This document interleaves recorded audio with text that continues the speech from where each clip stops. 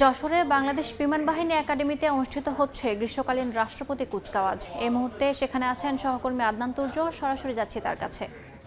আমি এই মুহূর্তে বাংলাদেশ বিমান বাহিনীর যশোরের একাডেমিতে রয়েছি।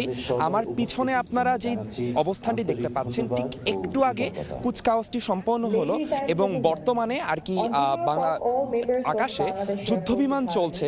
সেই যুদ্ধবিমানের এক ধরনের মনোজ্ঞ প্রদর্শনী আমরা দেখতে পেলাম।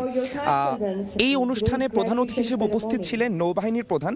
তিনি একটু আগে কুচকাওয়াজ প্রদক্ষিণ করে এবং ব্যাচ এবং শপথ গ্রহণের যে আনুষ্ঠানিকতা রয়েছেন সে আনুষ্ঠানিকতা শেষ করে একটু আগে মাত্র মঞ্চ ছেড়ে নামলেন এবং আমরা দেখতে পাচ্ছি নতুন ক্যাডেটদের যে অভিভাবকরা রয়েছেন এবং যারা অতিথি ছিলেন আজকের রাষ্ট্রপতি কুচকাওয়াজের, তারাও একটু এতক্ষণ তারা অপেক্ষায় ছিলেন এবং এখন তারা একটু চারপাশ ঘুরে দেখছেন।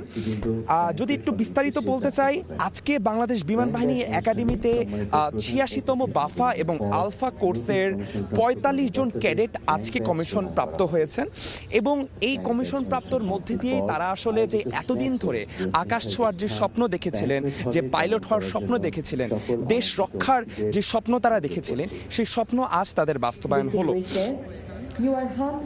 আজ এই অনুষ্ঠানের মধ্যে দিয়ে নবীন অফিসারদের মাঝে ট্রফি এবং ব্যাজ বিতরণ করা হয়েছে। অনুষ্ঠানের শুরুতেই প্রধান অতিথি যে বক্তব্য দিয়েছেন, তিনি তার বক্তব্যের প্রথমেই আজকে প্রধান অতিথি তার বক্তব্যের শুরুতেই মুক্তিযোদ্ধা এবং বৈষম্য বিরোধী আন্দোলনের শহীদদেরকে স্মরণ করে একসাথে তার বক্তব্য শুরু করেছেন এবং তার পুরো বক্তব্যই আসলে ছিল বাংলাদেশ বিমান বাহিনী নতুন করে কিভাবে সক্ষমতা বৃদ্ধি করতে পারে সেই বিষয়। এই ছিল বাংলাদেশ বিমান বাহিনী একাডেমি থেকে আমার কাছে সর্বশেষ তথ্য।